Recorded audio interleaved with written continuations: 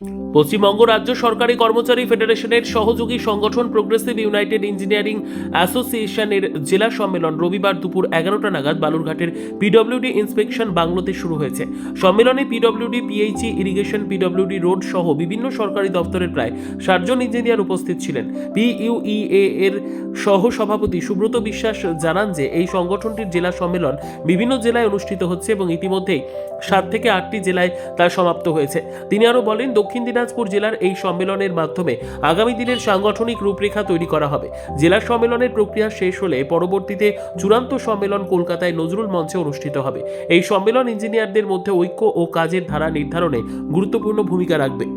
Progressive United engineers association, আমরা রাজ্য সরকারের আন্ডারে কর্মরত ইঞ্জিনিয়ার, তাদের সর্ববৃহৎ সংগঠন হচ্ছে এই প্রোগ্রেসিভ ইউনাইটেড ইঞ্জিনিয়ার্স অ্যাসোসিয়েশন।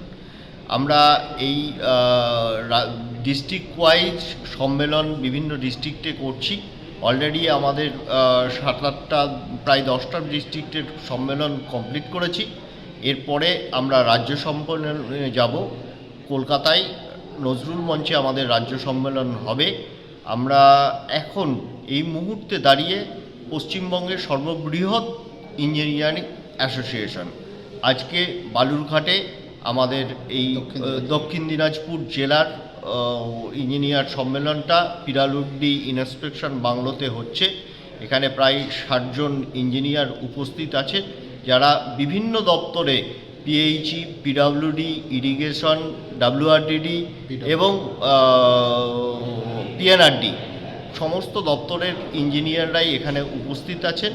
এবং সেই আমাদের একদিনের আজকের কর্মসূচি, এই কর্মসূচি করে আজকে আমরা আগামী দিনে পথ চলার যে কমিটি তৈরি হবে সেই কমিটি নির্ধারণ করব এবং আমরা কীভাবে আগামী দিনে চলব, আমাদের সংগঠন কিভাবে চলবে।